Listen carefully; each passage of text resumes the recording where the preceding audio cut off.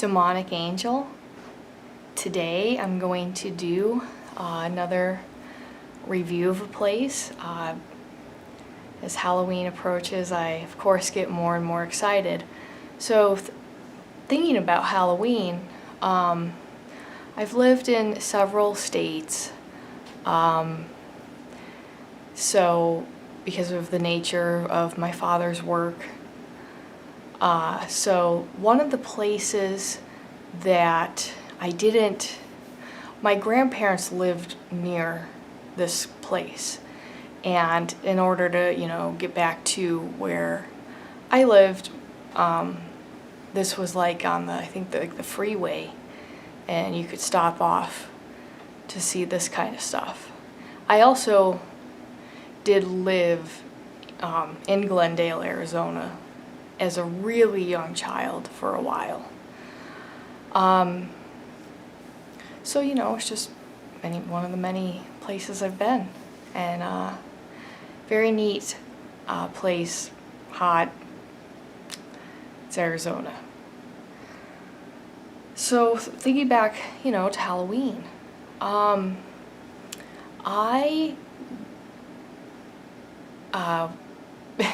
actually, it was really funny. We tried to take even my, younger sister, or my dad tried to take that. Now, essentially, the story is that I think I had to go pee or something, so we stopped over and we were going to have lunch or something, or whatever was going on, because it was it's a huge farmland. It's called Arizona Field of Screams. So every year, annually, including this year, they host this, you pay for, you go into the exhibit. So it's not a haunted house, it's a haunted corn maze. And usually that's a joke, right? Like, they do these buildings of haunted houses, and that's, it's because people love to be scared, and it's obviously fake, and it's, advertised as such, and that's, people know what they're going into, right? Well, next to this, it was like they were selling pumpkins, and then they were also, doing, they had little porta potties set up. That's where I went to the bathroom, and got, I think, like corn on the cob, with the paprika and all the other good seasonings, and so they had all that, fall food, and we after this we stopped by that.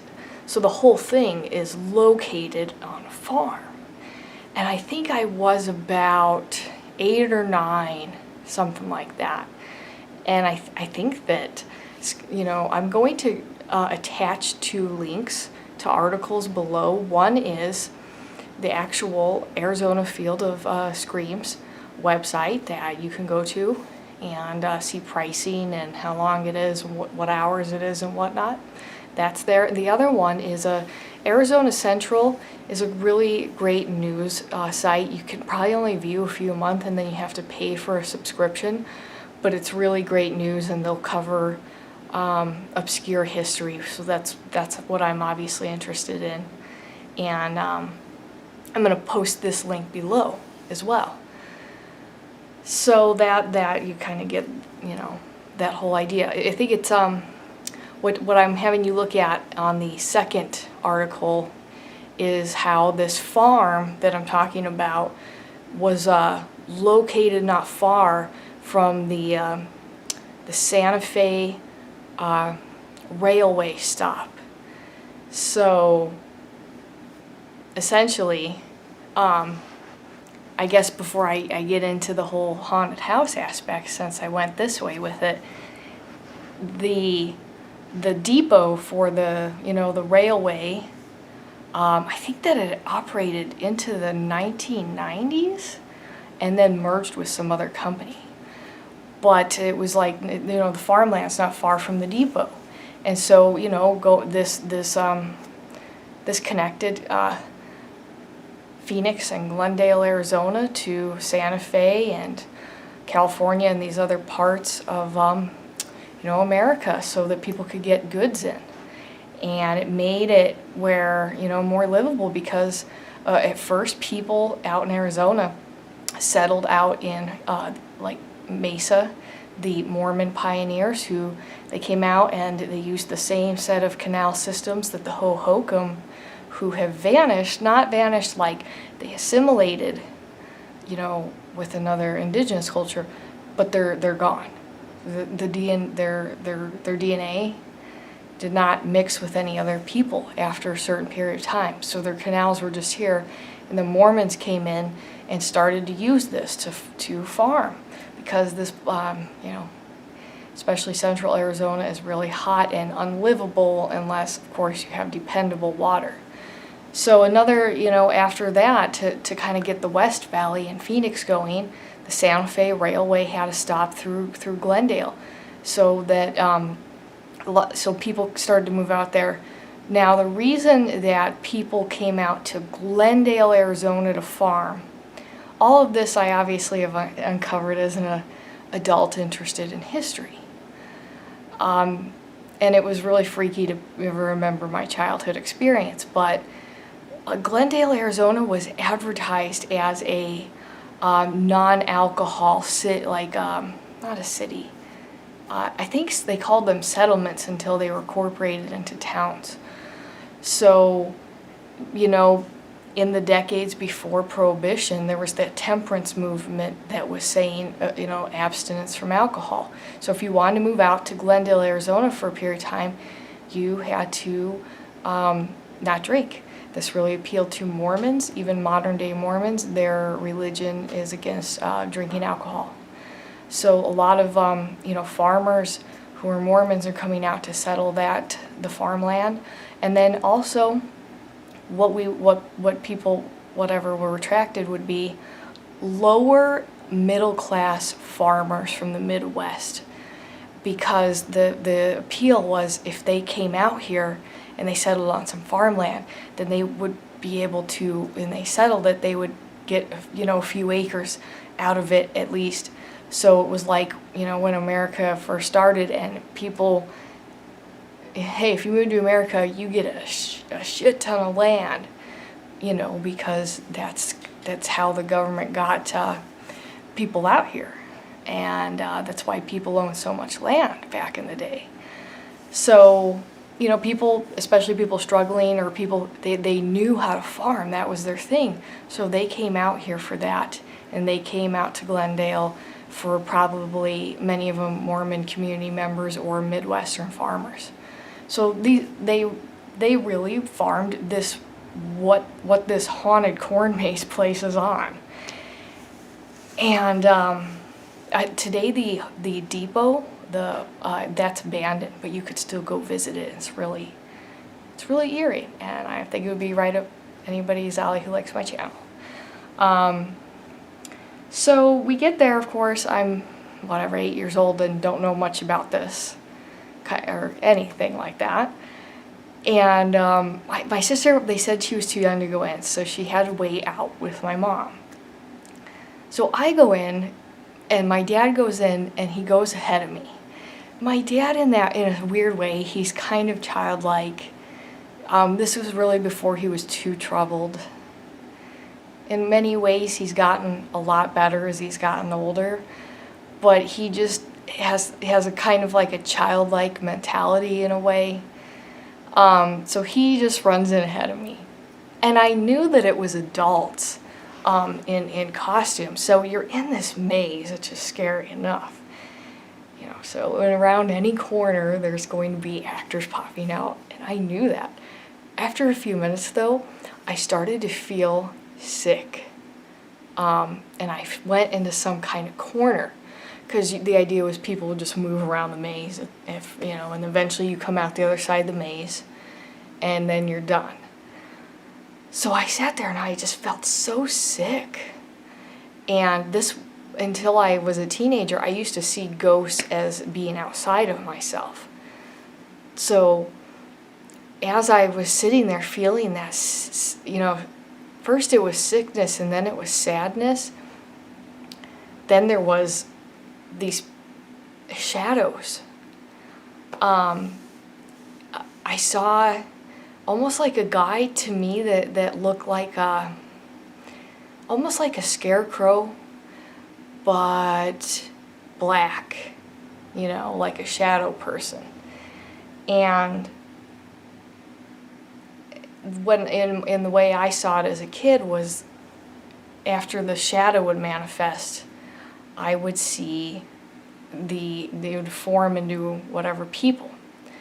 And this was what I later learned what farmers look like. Guys in overalls, people with straw hats. I saw women in, some of them were in black dresses, and some of them were in those really plain, homely, not the fancy Victorian dresses, but the homely kind of looking dresses.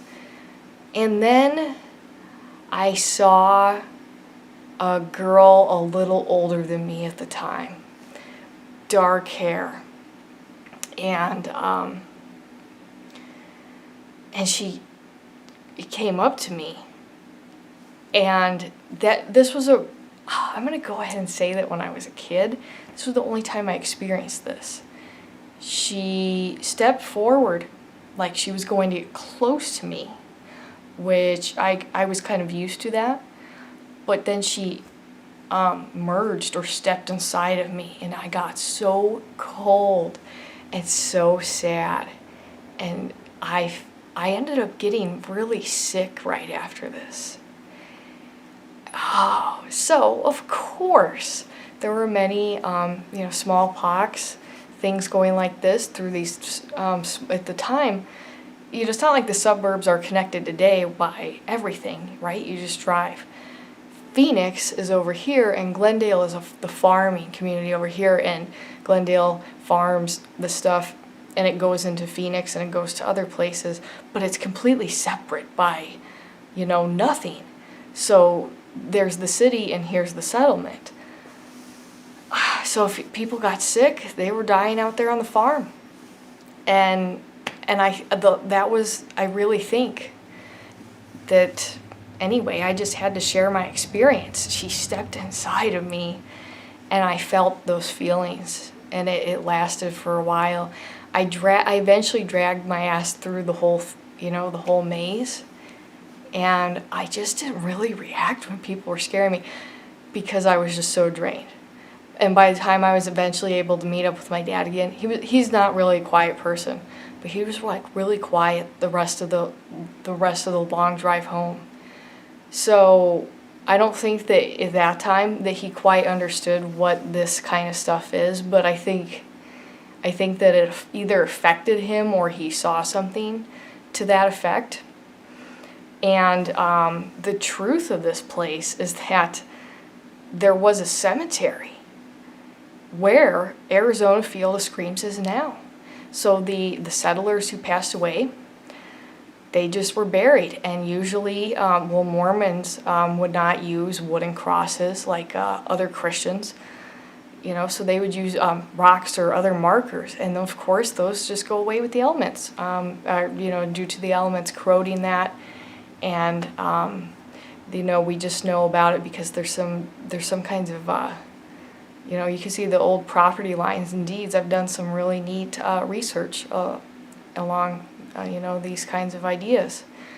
And so they didn't dig these people up and take them, anywhere. They're just there.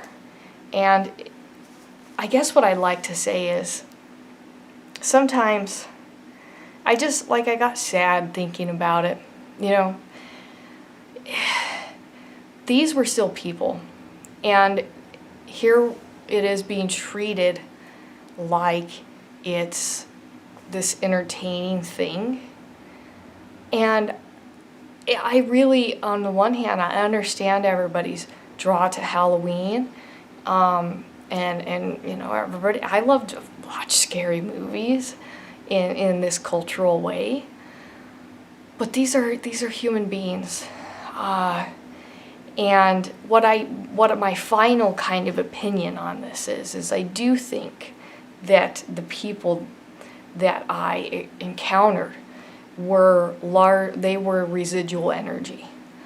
But they were bound by essentially their graves being disturbed. And so they're confused, because the people that I saw as a kid, that they stared ahead and they didn't react, or they didn't try to talk to me, they're confused. So sometimes ghosts can be conscious and confused, but sometimes that's the sort of, what I would say, this is their ego being identity, dissolving over time. And so what's left is that really the trauma and the illness.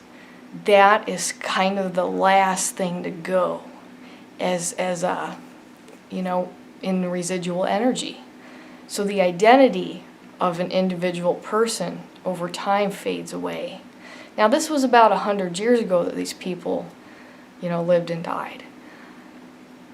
I think that eventually that residual energy will dissipate, and these little leftover aspects of them will, dissolve back into the macrocosms.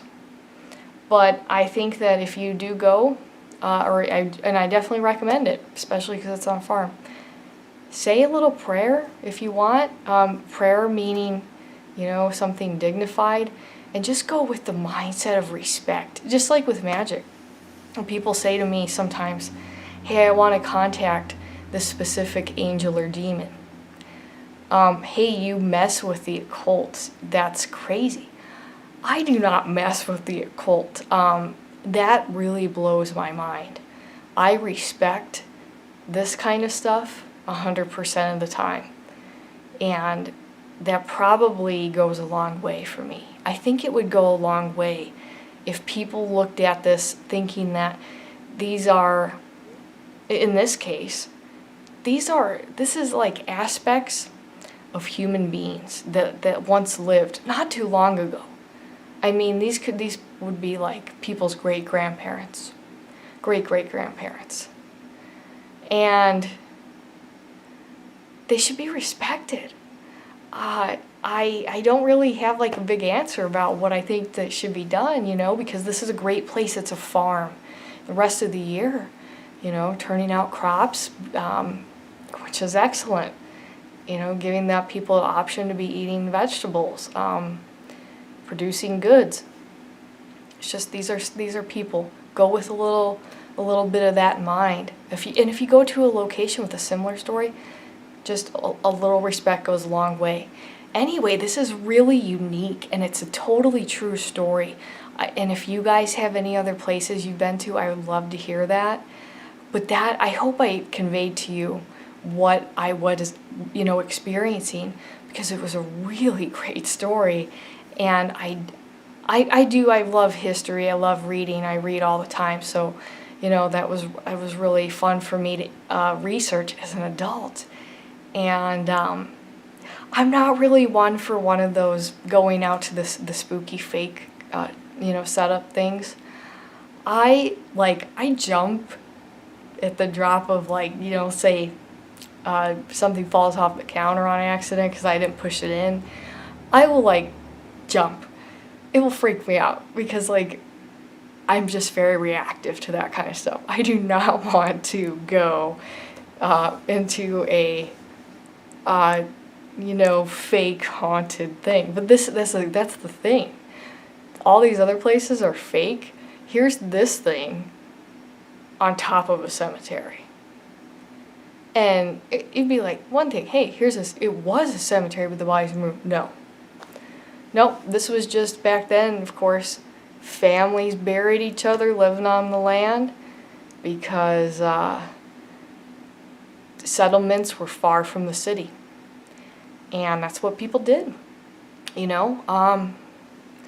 Just go with a little bit of respect. Anyway, I hope you guys enjoyed that story. Check out the links below if you want to get a little bit more information and you're looking at the Sante Fe Railway Depot, which it's not very far from this maze. So that's how all these goods and the farm goods got transported. And the other one is, the modern day field of screams that you can go to. All right, I'll see you guys later.